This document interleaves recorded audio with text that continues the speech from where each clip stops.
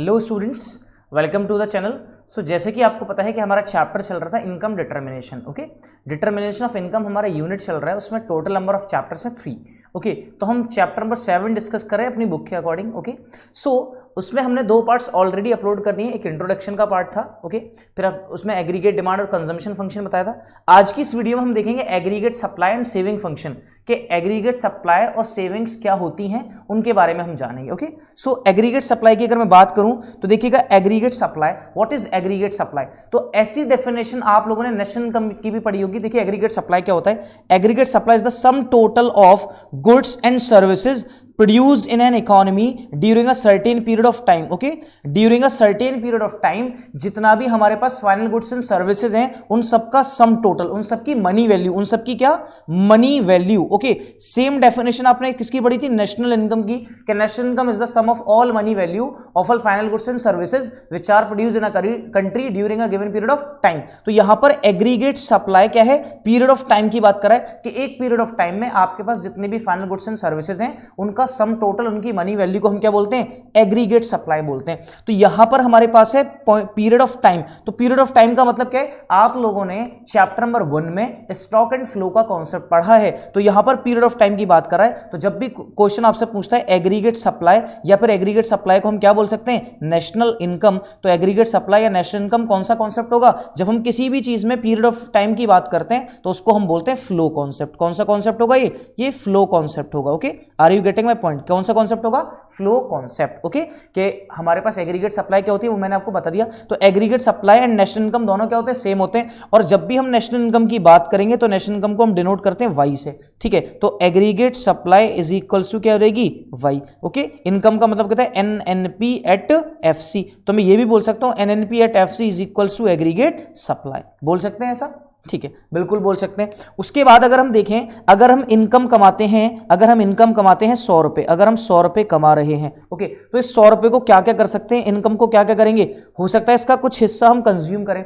मान लीजिए 80 रुपीज हमने कंज्यूम कर लिए। ओके, 80 रुपीज हमने क्या कर लिए, कंज्यूम। तो बाकी का जो पैसा है वो फ्यूचर के लिए क्या करके रखेंगे हम, सेव। तो मान लेते कितने रुपीज सेव करे होंगे हमने, 20। 100 कमाए, 80 खर्च कर दिए। तो इसका मतलब इनकम का एक फॉर्मूला बन गया। ये 100 कैसे बन रहा है, जब 80 और 20 को क्या करते हैं प्लस। तो 80 और 20 क्या है, 80 क्या है यहाँ पे कंजम्पशन और 20 क्या है यहाँ पे सेविंग्स। तो हमारे पास एक फॉर्मूला ड्राफ्ट हो गया, income is equals to consumption plus saving. अब हमें ये भी पता है कि इन aggregate supply is equals to Y. तो हम लिख सकते हैं ना, okay, aggregate supply is equals to, तो aggregate supply is equals to C plus S. मैं ये भी तो लिख सकता हूं क्योंकि इनकम पता है कि सी प्लस एस के बराबर है। तो इस इनकम को किससे रिप्लेस कर दिया, ए एस से। तो इनकम की जगह हमने क्या लिख दिया, ए एस। ओके, तो A S is equals to C plus S. Clear हो गया। तो ये एग्रीगेट सप्लाई आपको क्लियर हुआ कि एग्रीगेट सप्लाई क्या होता है। ओके, तो देखिएगा कंपोनेंट्स ऑफ एग्रीगेट सप्लाई, या फिर हम बात कह सकते हैं इसको नेशनल इनकम। तो कितने कंपोनेंट्स हैं, एक सी है और एक एस है। C stands for consumption expenditure, जो ऑलरेडी हम पढ़ चुके हैं, कंजम्पशन एक्सपेंडिचर। और S stands for savings, okay, जो फ्यूचर के लिए हम करते हैं। तो यहां पर एक एग्जांपल है कि इनकम हमारे पास 1000 है, तो कंजम्पशन अगर हमारा 750 है, तो हम कितना पैसा सेव कर पा रहे हैं, हम 250 पैसा क्या कर रहे हैं फ्यूचर के लिए, फॉर फ्यूचर इसको क्या कर रहे हैं, हम सेव कर रहे हैं। ठीक है, फॉर फ्यूचर क्या कर रहे हैं, इसको सेव कर रहे हैं। क्लियर है। ओके, तो देखिएगा एग्रीगेट सप्लाई ये 2 है, कंजम्पशन और सेविंग। देखो हम क्या कर रहे हैं, कंज्यूम कर रहे हैं और ये क्या कर रहा है, सेव कर रहा है फ्यूचर के लिए। ओके, अब देखिए कंजम्पशन क्या है, part of income which is consumed. ये इनकम का ही पार्ट है जिसको हम क्या करते हैं, अपने लिवलीहुड को अर्न करने के लिए क्या करते हैं, कंज्यूम करते हैं। Okay, part of income which is saved, ये भी इनकम का पार्ट है जिसको हम क्या करते हैं, फ्यूचर के लिए क्या करते हैं, सेव करते हैं। ओके, तो टोटल इनकम, अब ये टोटल इनकम हो गई। अब यहां पर हमारे पास एग्रीगेट सप्लाई शेड्यूल है। ओके, अब देखिएगा एग्रीगेट सप्लाई, इनकम हमारी 0। ओके, हमने वही शेड्यूल लेना है जो हमने कंजम्पशन फंक्शन में लिया था, इनकम 0, 10, 20, 30, 40, 50, 60। ओके, अब देखिएगा यहां पर क्या है, हमारे पास इतना था, हमारे पास इतना, पहले हम जो देखते थे तो इतना देखा था हमने सिर्फ और सिर्फ। ओके, कि हमारे पास इनकम थी और कंजम्पशन था। अब हमने कमाया 0। ओके, खर्च कितना कर रहे हैं हम 20। तो इसका मतलब ये कहां से खर्च हो रहा है, ये जो पिछली पुरानी सेविंग्स थी ना वहां से खर्च हो रहा है, पास्ट सेविंग से। तो सेविंग क्या होंगी, कम होंगी, डिक्रीज। ओके, सेविंग क्या होंगी, डिक्रीज। फिर हमने कमाया कितना 10, खर्चा कितना कर रहे हैं 25 का, तो इसका मतलब सेविंग्स हमारी क्या है 10 कमा रहे हैं 25 खर्च कर रहे हैं, तो 15 कहां से जा रहा है हमारी सेविंग से, तो ये भी डिससेविंग हो रही है। कमाया 20 खर्च करा 30, तो अब भी सेविंग्स क्या हो रहा है, कम हो रहा है। कमाया 30 खर्च कितना करा 35, तो अभी कहां से जा रहा है, सेविंग हो रही है -5 की। कमाया कितना 40, खर्च भी कितना कर दिया 40, तो सेविंग क्या हो गई जीरो, सेविंग क्या हो गई जीरो। इस पॉइंट को बताएंगे कि इस पॉइंट को क्या बोलते हैं, अभी लिख देते हैं। इस पॉइंट को क्या बोला जाता है, ब्रेक इवन पॉइंट। क्या बोला जाता है इसको, ब्रेक इवन पॉइंट बोला जाता है, ठीक है। फिर इनकम हो गई 50 और कंजम्पशन कितना होगा 45, तो हम 5 रुपए क्या कर रहे हैं, बचा पा रहे हैं। अब आपको पता है कि एग्रीगेट सप्लाई क्या होता है, C प्लस S, तो C 20 और -20 0, 25 -15 10 हो गया, 30 -10 20, 35 -5 30, 40 + 0 40, 45 + 5 50। तो ये तो हमें पता ही था कि एग्रीगेट सप्लाई बराबर होती है किसके, इनकम के। तो जो इनकम होगी यहां पर सेम यहां पर क्या होगा, सेविंग, एग्रीगेट सप्लाई भी सेम होगी, ओके।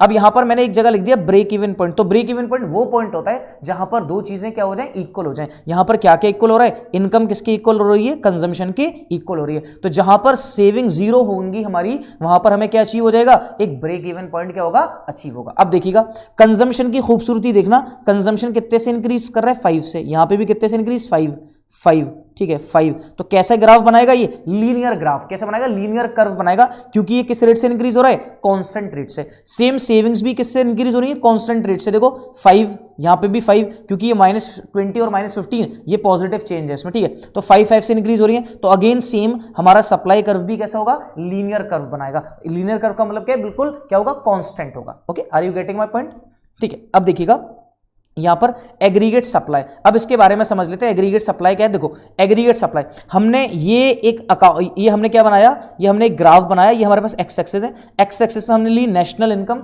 वाई एक्सिस पे हमने लिए एग्रीगेट सप्लाई। अब आपको पता है एग्रीगेट सप्लाई में यहां पर बना के आपको दिखा देता हूं कि जैसे जैसे हमारा ये हमारी एक्स एक्सिस है, ये हमारी वाई एक्सिस है, ये ओरिजिन है, यहां पर हमारी इनकम है। इनकम कितनी है 10, इनकम कितनी है 20, इनकम कितनी है 30, इनकम कितनी है 40, इनकम कितनी है 50। अब अगर एग्रीगेट सप्लाई की अगर हम बात करते हैं, एग्रीगेट सप्लाई, ठीक है, तो एग्रीगेट सप्लाई 0 है, 10, 20, 30, 40 देन 50, ओके। अब देखिएगा जैसे जीरो लेवल ऑफ इनकम पर 0 है, okay, zero level of income पर एग्रीगेट सप्लाई की 0 मतलब दोनों इक्वल है। अगर इनकम 10 है तो एग्रीगेट सप्लाई भी कितनी है 10 है। इनकम 20 है तो एग्रीगेट सप्लाई भी कितनी है 20 है।